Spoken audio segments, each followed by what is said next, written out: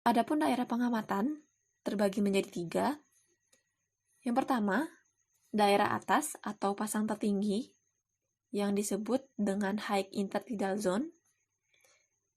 Yang kedua, daerah tengah, yakni daerah antara pasang tertinggi dan surut terendah yang disebut middle intertidal zone. Dan yang ketiga, daerah bawah atau surut terendah yang disebut dengan low intertidal zone.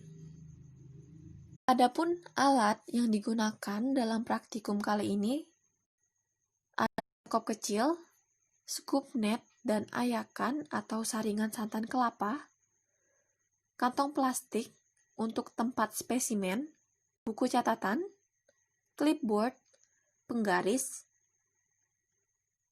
alat tulis serta spidol permanen untuk label, kamera, dan literatur pedoman identifikasi. Adapun langkah-langkah yang dilakukan saat praktikum ialah sebagai berikut. Saat surut itu, kita turun mengumpulkan organisme yang hidup di tiap stasiun tersebut menggunakan tangan secara langsung atau menggunakan scoop net. Setelah didapatkan organismenya, itu kita masukkan ke dalam plastik dan ditandai dengan spidol permanen. Itu berdasarkan dicatat habitatnya, apakah dia sesil atau vagrant. Kemudian, apakah organisme itu infauna atau epifauna.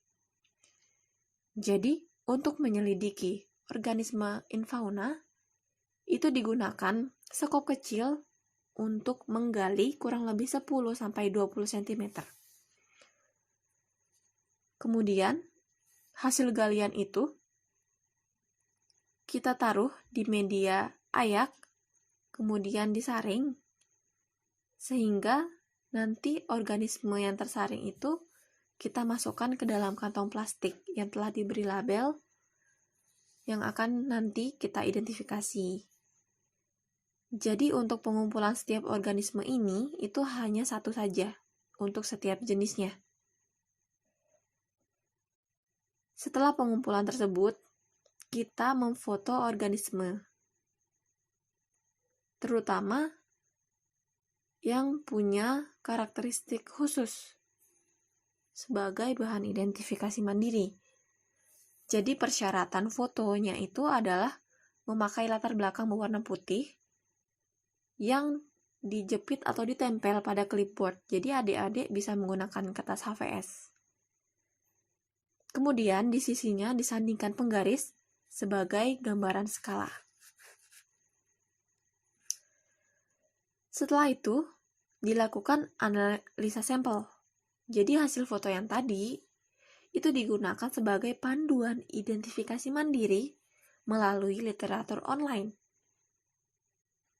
Jadi nanti adik-adik buat tabel klasifikasi masing-masing spesies berdasarkan stasiun pengamatan dan jelaskan secara singkat setiap kriteria klasifikasinya.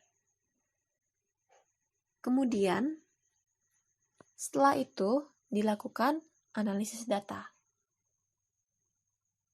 Jadi adik-adik membuat grafik perbandingan filum dan jumlah jenis organismenya untuk setiap stasiun amatan. Jadi nanti dianalisis hubungan yang terjadi. Kemudian berikan juga